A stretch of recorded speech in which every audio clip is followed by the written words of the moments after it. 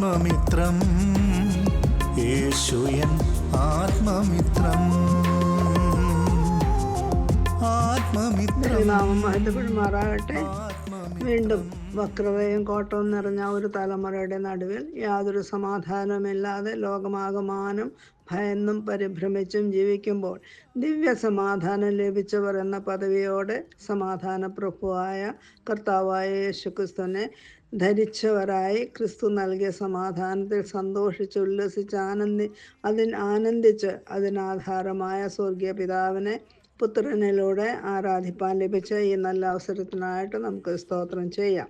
ഒരു വർഷത്തിൻ്റെ അവസാന നാളുകളിലേക്ക് എത്തിയിരിക്കുന്ന നമ്മെ ഓർപ്പിക്കുന്നത് നാം ഈ ലോകാന്ത്യത്തിൻ്റെ അന്ത്യനാളിനോട് സമീപിച്ചിരിക്കുന്നു എന്നാണല്ലോ. തിരുവചന പ്രകാരം ഈ കാണുന്ന ആകാശവും ഭൂമിയും വെന്തൊരുകി ഇല്ലാതെയാകും, പുതിയ ആകാശവും പുതിയ ഭൂമിയും സൃഷ്ടിക്കപ്പെടും എന്നൊക്കെ വിശ്വസിക്കുന്നവരാണല്ലോ നാം. അതിൻ്റെയൊക്കെ ലക്ഷണങ്ങൾ ഓരോന്നോരോന്നായി നാം കാണുകയും കേൾക്കുകയും ചെയ്യുമ്പോൾ ക്രിസ്തുവിൻ്റെ രക്തത്താൽ വീണ്ടെടുക്കപ്പെട്ട ദൈവമക്കൾക്ക് ഒരു ഭാഗ്യകരമായ പ്രത്യാശയുണ്ട്. അത് മറ്റൊന്നുമല്ല, എത്രയും വേഗം നമ്മുടെ കർത്താവ് വന്ന് നമ്മെ തന്നോടുകൂടെ ചേർക്കും. അങ്ങനെ ആ വീണ്ടും വരവിൽ നാം ഒന്നിച്ച് ക്രിസ്തുവിനോടുകൂടെ ആയിരിക്കും എന്ന പ്രത്യാശ അതെന്താണെന്ന് വെളിപ്പെടുത്തിയിട്ടില്ലാത്തതിനാൽ അത് ഇന്നായിരിക്കും എന്നുള്ള പ്രത്യാശയിൽ ദൈവമക്കൾ വിശുദ്ധിയെ തികച്ച് ഒരുങ്ങി കാത്തിരിക്കുകയാണല്ലോ. ദൈവകൽപ്പന അതിനായി നമ്മെ സഹായിക്കട്ടെ. നാം ഒരുങ്ങിയിട്ടുണ്ടോ എന്ന് നമ്മെ തന്നെ ശോധന ദിനം തോറും പരിശോധിച്ചുകൊണ്ട് കർത്താവിൻ്റെ വരവിനെ കാത്തിരിപ്പാൻ തക്കവണ്ണം കർത്താവ് നമ്മെ ഓരോരുത്തരെയും സഹായിക്കട്ടെ. ഇന്ന് നമുക്ക് ആരാധനയ്ക്കായി നാം കൂടി വന്നപ്പോൾ വന്നിരിക്കുമ്പോൾ കർത്താവ് വന്നാൽ നാം കർത്താവിനും കൂടെ സ്വർഗത്തിൽ കോടാനുകോടി വിശുദ്ധന്മാരോടൊത്ത് ആരാധന തുടർന്നു കൊണ്ടേയിരിക്കും എന്ന ചിന്ത നമ്മെ ആരാധനയ്ക്ക് തുടർന്നുള്ള ആരാധനയ്ക്ക് നമുക്ക് പ്രചോദനം നൽകിയിരിക്കുകയാണല്ലോ. ഇങ്ങനെ ആരാധനയ്ക്കായി ഒരു വേദഭാഗം ഉൽപ്പത്തി 35-ാം അധ്യായത്തിൻ്റെ 1-ാം വാക്യത്തിൽ, അനന്തരം ദൈവം യാക്കോബിനോട്, നീ പുറപ്പെട്ട് ബേഥേലിൽ ചെന്ന് പാർക്ക. നിന്റെ സഹോദരനായ ഏശാവിൻ്റെ മുമ്പിൽ നിന്നും നീ ഓടിപ്പോകുമ്പോൾ നിനക്ക് പ്രത്യക്ഷനായ ദൈവത്തിന് അവിടെ ഒരു യാഗപീഠം ഉണ്ടാക്കുക എന്ന് കൽപ്പിച്ചു. ദൈവം യാക്കോബിനോട് ഒരു യാഗപീഠം ഉണ്ടാക്കുവാൻ കൽപ്പിച്ചു. അതിനു മുമ്പുള്ള ചരിത്രം നമുക്കറിയാമല്ലോ. യാക്കോബ് താമസിക്കേണ്ടത് ബേഥേലിലാണെന്ന് യാക്കോബിനറിയാം. എങ്കിലും യാക്കോബ് സുക്കോത്തിൽ താമസിച്ചതും അവിടെ തനിക്ക് സംഭവിച്ചതെല്ലാം വിവരിപ്പാൻ സമയം പോരല്ലോ. അത് നമുക്കറിയാവുന്ന ചരിത്രമാണല്ലോ. എന്നാൽ ഇപ്പോൾ ദൈവം അവിടെ നിന്ന് യാക്കോബ് പുറപ്പെട്ടപ്പോൾ യാക്കോബിനോട് പറയാണ്, നീ ബേഥേലിൽ ചെന്ന് അവിടെ യാഗപീഠം പണിയണം എന്ന് പറയാൻ കാരണം എന്താണ്? യാക്കോബ് സുക്കോത്തിൽ ഒരു യാഗപീഠം പണിതു. അവിടെ എന്താണ് കാരണം? അവിടെ ചെന്ന് ഏശാവിനെ കണ്ട് മടങ്ങി ബേഥേലിലേക്ക് പോകേണ്ട യാക്കോബ് എവിടേക്കാണ് പോയത്? സുക്കോത്തിലേക്ക് പോയി. അവിടെ ചെന്നിട്ട് അവിടെ വീട് പണിതു, കന്നുകാലികൾക്ക് തൊഴുത്തുകളൊക്കെ പണിതിട്ട് അവിടെ ഒരു യാഗപീഠം പണിതു. ആ യാഗപീഠത്തിന് എൽ എലോഹേ ഇസ്രായേൽ എന്താണ് അതിൻ്റെ അർത്ഥം?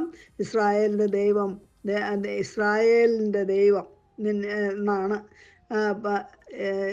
ദൈവം ഇസ്രായേലിൻ്റെ ദൈവം എന്നാണ് അതിൻ്റെ അർത്ഥം. എന്നാൽ ഇസ്രായേലിൻ്റെ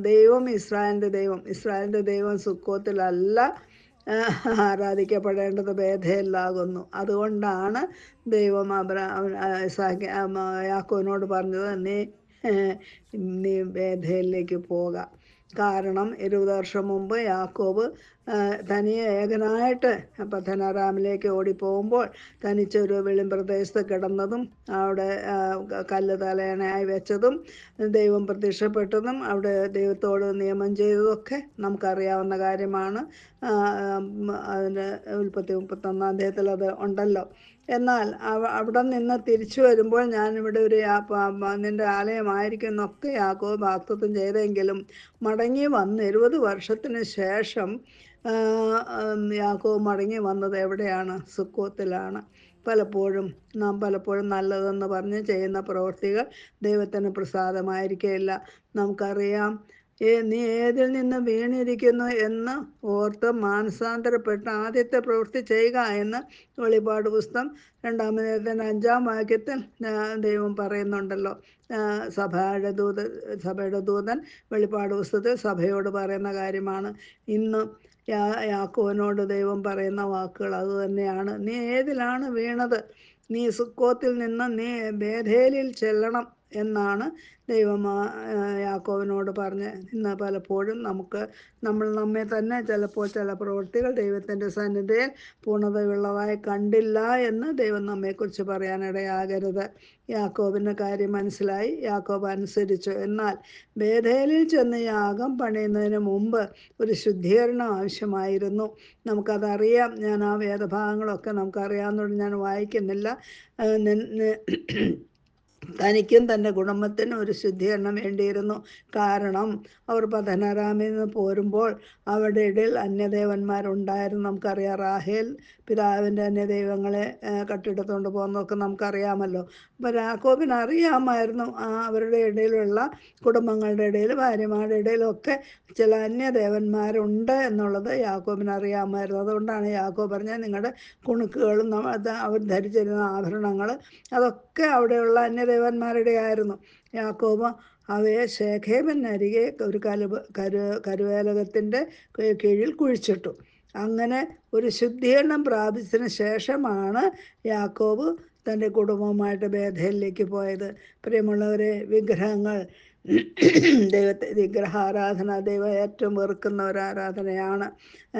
ദൈവത്തിൻ്റെ വിഗ്രഹവുമായിട്ട് ദൈവസന്നിധിയിൽ പ്രവേശിച്ചുകൂടാ. ദൈവം, ഇസ്രായേലിൻ്റെ ദൈവം ശേഖേമിലും സുക്കത്തിലുമല്ല, അവർ ബേഥേലിൻ്റെ ദൈവമാകുന്നു. അബ്രഹാമിനെ അനുഗ്രഹിച്ച ദൈവം ഇസ്ഹാക്കിനെ അനുഗ്രഹിച്ചു, യാക്കോബിനെയും അനുഗ്രഹിച്ചു. അബ്രഹാമിൻ്റെയും ഇസ്ഹാക്കിൻ്റെയും യാക്കോബിൻ്റെയും ദൈവം എന്ന് പറയത്തക്ക പോലെ അവനെ ഒരു മൽപ്പിടുത്തം നടന്ന മനുഷ്യരോടും ദൈവത്തോടും യുദ്ധം ചെയ്ത് ജയിച്ചതുകൊണ്ടാണ് യാക്കോബിന് പേര് ഇസ്രായേൽ എന്ന് മാറ്റിയതെന്നുള്ള കഥയൊക്കെ നമുക്കറിയാം. ഞാൻ അതിലേക്ക് കടക്കുന്നില്ല. അങ്ങനെ ഈ അബ്രഹാമിൻ്റെ, ഇസ്ഹാക്കിൻ്റെ, യാക്കോബിൻ്റെയും ദൈവം, പ്രിയമുള്ളവരെ, നമ്മുടെ ദൈവം സർവശക്തിയുള്ള എൽ ശദായ്, അത് നമ്മുടെയും ദൈവമാകുന്നു എന്നോർക്കുമ്പോൾ അതിന് കാരണഭൂതനായ കർത്താവായ യേശു ക്രിസ്തുവിലൂടെ പിതാവായ ദൈവത്തിൻ്റെ ഭവനത്തിൽ ദൈവമക്കളായി വീണ്ടും ജനിച്ച ദൈവമക്കൾ നമ്മൾ കൂടി വരുമ്പോൾ അവൻ്റെ സാന്നിധ്യത്തിൻ്റെ മറവിലിരുന്നു കൊണ്ട് നമുക്ക് അവനെ ആരാധിപ്പാൻ തക്കവണ്ണം നമ്മുടെ ബേഥേലാകുന്നു. എന്താണ് ബേഥേലിൻ്റെ അർത്ഥം? ദൈവഭവനം. ദൈവം എവിടെ വസിക്കുന്നോ ദൈവത്തിൻ്റെ ഭവനമാകുന്നു. പ്രിയമുള്ളവരെ, നാം കൂടി വരുന്നിടത്തൊക്കെ ദൈവത്തിൻ്റെ വാസമുള്ളതുകൊണ്ട് നാം അവിടെ ബേഥേലാണ്. ആ ബേഥേലിലാണ് നാം യാഗം അർപ്പിക്കേണ്ടത്. അന്യവിഗ്രഹങ്ങളുടെ മാലിന്യങ്ങളും ഒന്നും ഈ ആലയത്തിലേക്ക് പ്രവേശിച്ചുകൂടാ.